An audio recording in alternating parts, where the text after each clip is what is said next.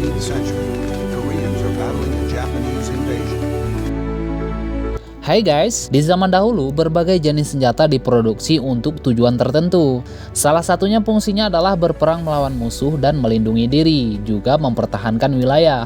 Meskipun di masa lalu teknologi belum sebaik sekarang, senjata-senjata kuno tetap memiliki kekuatan yang tidak dapat diremehkan nih guys. Beberapa dari senjata tersebut bahkan dapat disandingkan dengan yang ada pada saat ini. Penasaran seperti apa? Ayo kita lihat. Kita mulai yang pertama, yaitu pedang sotel. Pedang ini meskipun tidak sepopuler katana asal Jepang, senjata ini dinilai sebagai salah satu senjata paling mematikan nih guys. Pedang sotel merupakan senjata tradisional dari Ethiopia yang digunakan sejak tahun 980 sebelum Masehi. Ciri khas pedang ini adalah bilahnya yang melengkung, berbeda dengan banyak pedang lainnya yang juga memiliki lengkungan. Pedang ini memiliki kurva hampir setengah lingkaran dengan panjang sekitar 1 meter. Selain itu, pedang ini juga memiliki dua sisi yang tajam, menjadikannya sangat berbahaya. Bentuk lengkungannya menyerupai sabit dan nyaris tidak bisa ditangkis menggunakan perisai. Senjata ini pun mampu menjangkau musuh di balik perisai mereka, menyebabkan kerusakan yang sangat parah di dalam pertempuran. Karena kehebatannya, pedang ini cukup ditakuti oleh lawan pada masanya. Kemudian selanjutnya yaitu pedang urumi. Senjata tradisional India yang satu ini bisa dibilang sangat unik guys. Biasanya pedang-pedang dibuat dari baja atau besi yang kuat, namun urumi berbeda.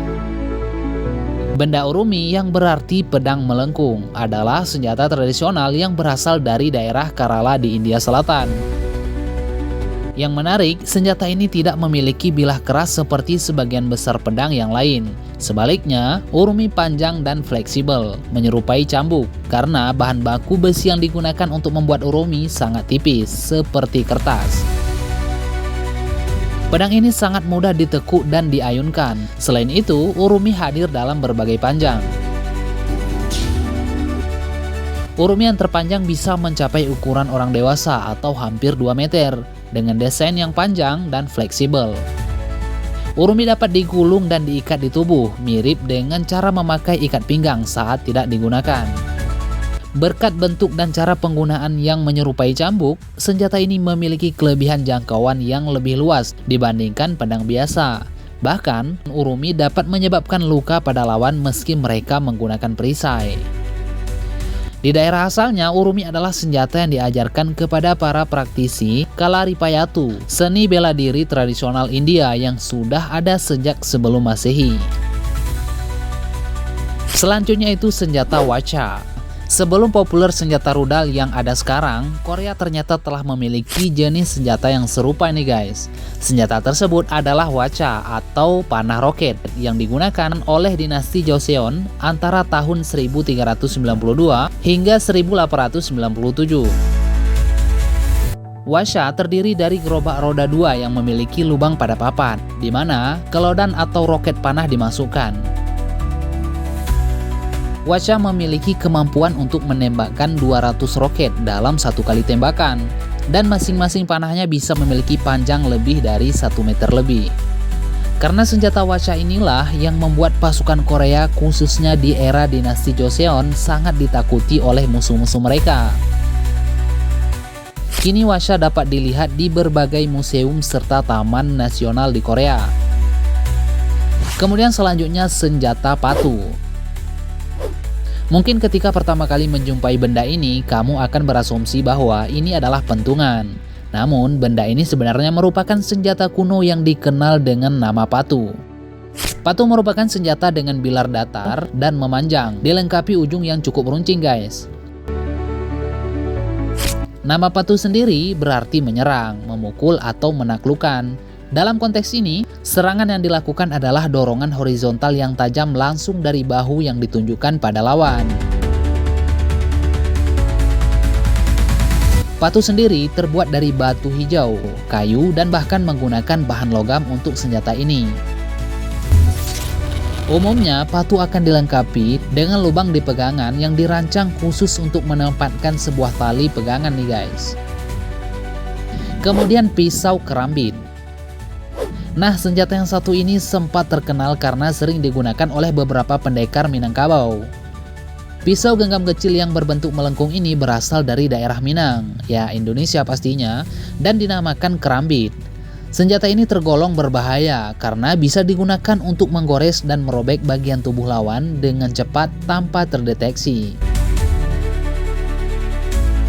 Saking populernya, senjata ini juga diadopsi oleh beberapa permainan FPS seperti Valorant, CS:GO, Call of Duty yang menggunakan pisau ini guys. Penggunaan pisau kerambit sendiri cukup sederhana, yakni dengan memasukkan jari telunjuk ke dalam lubang pada bagian atas pegangan, sehingga lengkungan pisau menghadap ke depan dari dasar kepalan tangan. Hal ini terutama digunakan untuk memotong dengan cara memutar tangan saat kerambi sudah mencapai atau mengenai target. Selanjutnya, senjata bilhook. Senjata yang hebat ini pada awalnya dirancang untuk keperluan pertanian. Ini disebabkan oleh bentuk bilah yang melengkung, yang berfungsi serupa dengan sabit. Karena multifungsinya, mulai dari memotong rumput hingga cabang kayu, bilhook menjadi populer yang digunakan sebagai alat untuk mempertahankan diri. Pada masa abad pertengahan, senjata ini mengalami modifikasi hingga menyerupai tombak. Bilhook terdiri dari tiang dengan bilah seperti paruh yang dipasang di ujung tombak, serta ditambahkan di bagian belakang bilah untuk meningkatkan fleksibilitas senjata saat melawan kavaleri dan baju besi. Karena efektivitasnya, senjata ini bahkan pernah dipakai untuk menghabisi Raja Skotlandia yang keempat pada tahun 1513. Beberapa angkatan bersenjata pun diharuskan untuk mahir dalam menggunakan alat perang kuno ini yang sangat mematikan.